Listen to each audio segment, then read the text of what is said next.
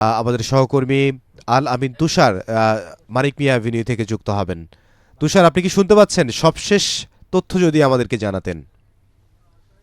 ওসমান হাদির যে নামাজে জানাজা, সেটার জন্য কিন্তু মানুষ এরই মধ্যে দেশ দেশ বিদেশ থেকে আসতে শুরু করেছেন এবং দুঃখিত, দেশের বিভিন্ন প্রান্ত থেকে আসতে শুরু করেছেন। এবং যেমনটা বলছিলাম যে আসলে বিদেশ বলতে ওভাবে বিদেশে না হলেও প্রবাসীরাও কিন্তু অনেকে আসছিলেন। উনি যেহেতু আলাদাভাবে বারবার করে বারবার করে বিপ্লবী সময়ের কথাগুলোকে এবং বিপ্লব পরবর্তী সময়েও তিনি সেটা যেন বেহাত না হয় সেটা নিয়ে বারবার কথা বলেছেন। সেই জায়গা থেকেই কিন্তু তার প্রতি সাধারণ মানুষের যারা রয়েছেন তাদের একটি আলাদা সম্মান এবং ভালোবাসার জায়গা তৈরি হয়েছে এবং সেখান থেকেই কিন্তু মানুষজন এখানে আসছেন তার জানাজায় শরীক হবার জন্য। আমরা যেমনটা এখনো পর্যন্ত জানতে পেরেছি যে সকালে তার যে মরদেহ হিমাগার থেকে বের করে নিয়ে এসে সুরতহালের জন্য ময়নাতদন্তের জন্য মর্গে নেওয়া হয় এবং তার পরবর্তীতে মর্গ থেকে এখন আমরা যতটুকু জানি কিছুক্ষণের মধ্যেই তাকে তার মরদেহ গোসলের জন্য নিয়ে যাওয়া হবে এবং পরেই কিন্তু এখানে এই যে জাতীয় সংসদ ভবনের যে দক্ষিণ প্লাজা, সেই দক্ষিণ প্লাজায় নিয়ে আসা হবে তার জানাজা অনুষ্ঠানের জন্য। বাদ জোহর 2টা-2:30 নাগাদ তার জানাজা হবার কথা রয়েছে। এরই মধ্যে আমরা সকাল থেকে এখানে অবস্থান করছি 9টা, 10:30 থেকে এবং ধীরে ধীরে মানুষজন কিন্তু আসছেন এবং ছোট ছোট মিছিল নিয়ে আসছেন। এখন আমরা দেখতে পাচ্ছি যে দক্ষিণ প্লাজার ভেতরে প্রবেশের জন্য যে মিছিলগুলো এসেছিল সেগুলো কিন্তু এখন যারা রয়েছেন তারা একটি সারিবদ্ধভাবে তারা দাঁড়িয়েছেন। ভেতরে প্রবেশের জন্য তারা অপেক্ষা করছেন। ভেতরে প্রবেশের অনুমতি পেলেই তারা আসলে ভেতরে প্রবেশ করবেন, এমনটা কিন্তু আমরা এখনো পর্যন্ত জানতে পেরেছি। যদিও ভেতরে প্রবেশের অনুমতি দেওয়া, সাধারণ মানুষজনকে ভেতরে প্রবেশের অনুমতি দেওয়া হবে কিনা সেটি নিয়ে এখনো নিশ্চিতভাবে জানা যায়নি। যদিও এখানটায় আমরা দেখেছি যে সাধারণ মানুষ রয়েছেন, তারা যেমনটা দর্শক বলছিলাম যে ভেতরে তাদের প্রবেশের যেই জায়গাটা সেইটা কিন্তু খুলে দেওয়া হয়েছে এবং অনুমতি তারা পেয়েছেন এবং ভেতরে কিন্তু তারা প্রবেশ করছেন। দর্শক নিশ্চয়ই আপনারা দেখতে পাচ্ছেন এবং একটি বড় বড় মিছিলের মতো করে আসলে ভেতরে কিন্তু মানুষ প্রবেশ করছে এই মুহূর্তে। যদিও ভেতরে আলাদাভাবে নিরাপত্তা কিন্তু প্রচণ্ডভাবে জোরদার করা হয়েছে। আমরা যেমনটা দেখেছি সকালে এসেই যে প্রায় 30 প্লাটুন আনসার সদস্যদেরকে আমরা দেখেছি, অর্থাৎ প্রায় 900-এর উপরে আনসার সদস্যরা তাই নিরাপত্তার জন্য রয়েছেন। এর বাইরেও পুলিশের সদস্যরা প্রায় 1000 পুলিশ সদস্য শুধুমাত্র বডি ক্যাম্প ব্যবহার করেই তারা দায়িত্ব পালন করছেন। এছাড়া সাদা পোশাকের পুলিশ সদস্যরা রয়েছেন এবং অন্যান্য পুলিশ সদস্যরাও কিন্তু রয়েছেন। আমরা যেমনটা জানতে পেরেছি যে প্রায় 7 থেকে 8 হাজার পুলিশ সদস্য এবং আনসার সদস্য সহ আইনশৃঙ্খলা রক্ষা বাহিনীর সদস্যও কিন্তু অনেকে এখানে রয়েছেন, যারা আসলে কেউ সিভিল ড্রেসেও অনেকে কিন্তু রয়েছেন, এরকমটা কিন্তু আমাদেরকে জানানো হয়েছে। এবং দক্ষিণ প্লাজার ভেতরের অংশে কিন্তু এরই মধ্যে মানুষজন কিন্তু প্রবেশ করছেন এবং শাহবাগ থেকে যেই বড় মিছিলটি আসার কথা রয়েছে, গতকালকে ঘোষণা করা হয়েছিল, সেটির ব্যাপারে আমরা এখনো ওভাবে কিছু জানতে পারিনি। তবে অন্যান্য বিভিন্ন, যেমনটা বলছিলাম যে ঢাকার আশপাশের জেলাগুলো থেকে যারা আসলে গেল রাতেই ঢাকায় চলে এসেছিলেন তারা কিন্তু এসেছেন এবং তারা ভেতরে প্রবেশ করছেন এবং সকলের হাতেই যেমনটা বলছিলাম যে পতাকা রয়েছে, বাংলাদেশের পতাকা। যেহেতু নতুন বাংলাদেশ বা বাংলাদেশ বিনির্মাণের জায়গার কথা থেকেই শহীদ ওসমান হাদিকে তার প্রাণ দিতে হয়েছে এমনটা কিন্তু বলা হচ্ছে এবং সেই জায়গা থেকে সবার বিশ্বাসের জায়গা থেকে কিন্তু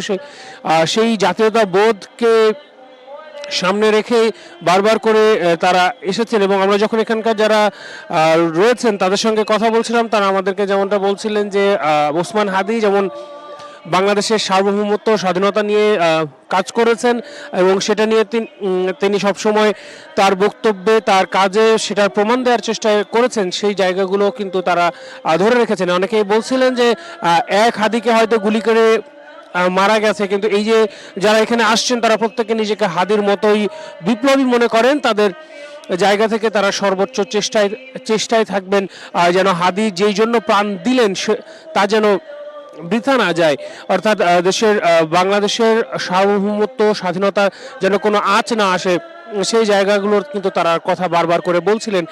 সঙ্গে সাম্যের বাংলাদেশ গড়ার কথাও কিন্তু তারা বলছিলেন। এবং ভেতরে কিন্তু আমরা দেখছি যে এখনো ধীরে ধীরে মানুষজন প্রবেশ করছেন। দর্শক, আমি যদি আপনাদেরকে ভেতরের অংশ দেখাই, আমরা ভেতরের দিকে আমরাও আসলে দর্শক যাবার চেষ্টা করব আপনাদেরকে দেখানোর জন্য সেখানকার পরিস্থিতি। এই যে দক্ষিণ পাশে যেই গেটটি রয়েছে সেই গেটটি দিয়ে কিন্তু দর্শক এখানে যারা ছিলেন বাইরে এতক্ষণ এবং এখনো কিন্তু বাইরে আমরা ছোট ছোট বিভিন্ন মিছিল দেখতে পাচ্ছি যেগুলো কিন্তু আসছে এবং ভেতরে সারিবদ্ধ হয়ে মানুষজন দাঁড়িয়ে দাঁড়িয়ে যাচ্ছেন, যেহেতু জানা যায় তারা অংশগ্রহণ করবেন। এবং গেটের সামনেও কিন্তু আমরা পুলিশ এবং র্যাব এবং আনসার সদস্য যারা রয়েছেন, আর্ম পুলিশের যারা সদস্য রয়েছেন, তাদেরকে নিরাপত্তার কাজে নিয়োজিত কিন্তু আমরা দেখতেই পাচ্ছি। এবং আশপাশে যারা ছিলেন প্রত্যেকেই ভেতরে প্রবেশ করছেন এবং ভেতরের পরিস্থিতি কিন্তু এখন একদম কাতারবদ্ধ হয়ে তারা দাঁড়িয়ে পড়ার চেষ্টায় রয়েছেন। আমরা যারা গণমাধ্যম কর্মী রয়েছি তারাও কিন্তু এখানে অবস্থান করছেন। যেমনটা দর্শক আগেও আপনাদেরকে বলছিলাম যে নিরাপত্তা ব্যবস্থা কিন্তু এখানে যথেষ্ট জোরদার করা হয়েছে। দর্শক, নিশ্চয়ই আপনারা দেখতে পাচ্ছেন এখানে পুলিশ সদস্যরা অবস্থান করছেন এবং তার পেছনেই কিন্তু রয়েছে আনসার সদস্যদের একটি বড় একটি দল কিন্তু এখানে অবস্থান করছেন।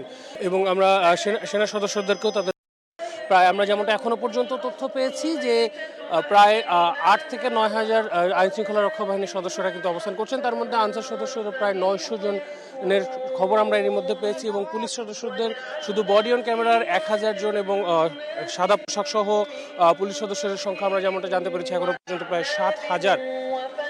এবং সবাইকে চেক করে কোনো কিন্তু তাদেরকে ভেতরে প্রবেশ করতে দেওয়া হচ্ছে। ভারী ব্যাগ নিয়ে প্রবেশে নিষেধাজ্ঞা এবং যে ড্রোন সহ এই ধরনের যেই ডিভাইসগুলো রয়েছে সেগুলোর প্রবেশে নিষেধাজ্ঞার ব্যাপারগুলো কিন্তু এখানে খেয়াল রাখা হচ্ছে এবং সেগুলো কিন্তু সে অনুযায়ী কিন্তু এখানে রাখা হয়েছে। এবং দর্শক দেখতেই পাচ্ছেন এখানকার পরিস্থিতি। এবং আমরা যেমনটা বলছিলাম যে বিভিন্ন শ্রেণী পেশার মানুষ কিন্তু এখানে এই জানাজাকে কেন্দ্র করে আসছেন। আমরা ছোট ছোট বাচ্চাদেরকে যেমন দেখতে পাচ্ছি বিভিন্ন প্লেকার্ড হাতে সাধারণ মানুষজন ভেতরে প্রবেশ করেছেন এবং বেশিরভাগের হাতে বাংলাদেশের জাতীয় পতাকা রয়েছে। কপালেও কিন্তু তাদের পতাকা বাঁধা এবং শহীদ ওসমান হাদির যেই দীপ্ত কণ্ঠের যেই পোস্টার একটি আমরা সামাজিক যোগাযোগ মাধ্যম সহ বিভিন্ন জায়গায় দেখেছি, সেগুলো কিন্তু সেগুলো কিন্তু এখানে দেখা যাচ্ছে এলইডির মাধ্যমে কিন্তু সেগুলো এখানে দেখানো হচ্ছে। এবং দর্শক, নিশ্চয়ই আপনারা এখানকার পরিস্থিতি দেখে বুঝতে পারছেন এবং পশ্চিম দিকে ওভাবে মানুষজনের যে অবস্থান সেই অবস্থানের দিকে কিন্তু রয়েছে।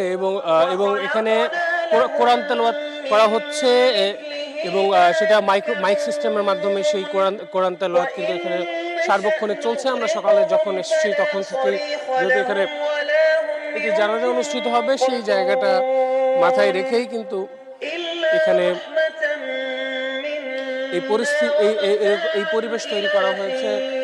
এবং সাধারণ মানুষ যারা রয়েছেন তারা কিন্তু সেই জায়গা থেকে তাদের অবস্থান করা হচ্ছে এবং এই যে প্রস্তুতির কাজ কিন্তু এখনো চলছে।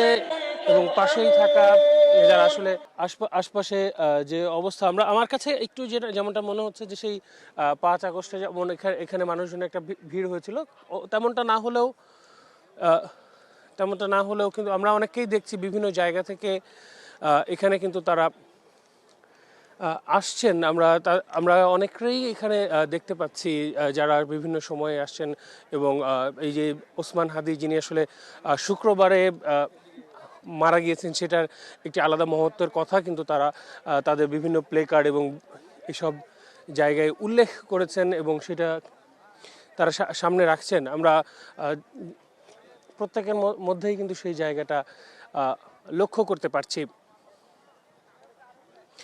এখানে যারা এসছেন তাদের সঙ্গে আমরা একটু একটু কথা বলার চেষ্টা করব যে এখানে তারা কেন এসছেন এবং ওসমান হাদির জানাজায় অংশগ্রহণ করার জন্য তারা কোথা থেকে এসছেন আমরা যদি তাদের কাছে জানতে চাই। আপনারা এখানে আসলে কেন কোথা থেকে আসছেন, কেন এসছেন? আসসালামু আলাইকুম রহমতুল্লাহ। আলহামদুলিল্লাহ, আমরা এসেছি মোহাম্মদপুর জামিয়া রহমানী আরাবিয়া আল্লামা মামুনুল হক আল্লামা মাহফুজুল হক প্রতিষ্ঠিত মাদ্রাসা, ওই মাদ্রাসা থেকে আমরা এসেছি হাদি ভাইয়ের জানাজায়। তো হাদি ভাই হলো আমাদের দেশের, আমাদের ছাত্র জনতার প্রাণের একজন স্পন্দন। এই বিগত ফ্যাসিস্টের যখন বাংলাদেশ থেকে বিদায় হয় তখন তিনি সব থেকে বড় ভূমিকা পালন করেছেন ফ্যাসিস্ট বিদায়ের জন্য। এজন্য আমরা হাদি ভাইয়ের জানাজা আজকে উপস্থিত হয়ে নিজেকে গর্বিত মনে করছি এবং এটা আমরা এখান থেকে শিক্ষা পাচ্ছি যে হাদি ভাই হলো আমাদের সকলের আইডল। আর আমাদের হাদি ভাই থেকে সকল জাতির সকল ছাত্র জনতার এখান থেকে শিক্ষা নেওয়া দরকার যে একজন দেশপ্রেমকে কিভাবে দেখাতে হয়। আসসালামু আলাইকুম। শুনছিলেন যে যেমনটা বলছিলাম যে হাদিকে কিন্তু অনেকেই এখন তাদের আদর্শ হিসেবে দেখছেন, বিশেষ করে তিনি যেভাবে দেশের জাতীয়তাবোধের জায়গা থেকে কথা বলেছেন সেই জায়গা থেকে উদ্দীপ্ত হয়েই তারা বর্তমান এই যারা এসছেন তারা কিন্তু বলছেন তাদের সর্বোচ্চটা দেবার জন্য, দেশের জন্য সেই তার কাছ থেকে অনুপ্রেরণা নিয়েই কিন্তু তারা সেই চেষ্টায় রয়েছেন, এমনটা কিন্তু বলছিলেন।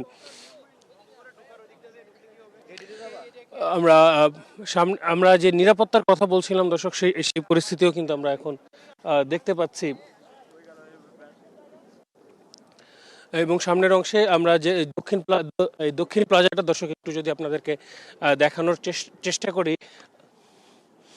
দক্ষিণ প্লাজাকে ঘিরে কিন্তু যে বাড়তি নিরাপত্তার কথা বারবার দর্শক বলছিলাম, সেই বাড়তি নিরাপত্তা দর্শক আপনারা নিশ্চয়ই দেখতে পাচ্ছেন। এবং এখানে বাঁশের ব্যারিকেড দিয়ে রাখা হয়েছে যেন যারা সাধারণ যারা জানাজা অংশগ্রহণকারী যারা রয়েছেন তারা যেন ওভাবে ভেতরে না আসেন, সেই ব্যবস্থা করার জন্য এখানে বাঁশের একটি বেড়ার মতো দিয়ে রাখা হয়েছে যারা ভেতরে, অর্থাৎ তারা যেন ভেতরে প্রবেশ না করেন সেটি আসলে নিশ্চিত করার চেষ্টা করা হয়েছে। এবং দক্ষিণ প্লাজায় যেখানে শহীদ ওসমান হাদির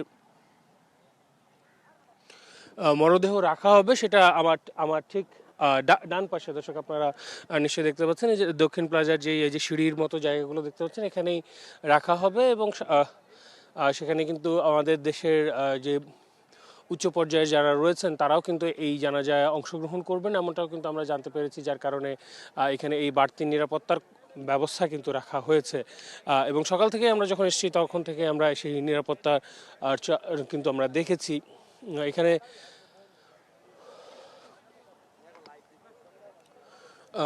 পরিস্থিতি দর্শক নিশ্চয়ই আপনারা দেখতে পাচ্ছেন যে অংশগ্রহণ এবং পুরো পরিস্থিতি যেমনটা রয়েছে সেটা কিন্তু দেখা যাচ্ছে।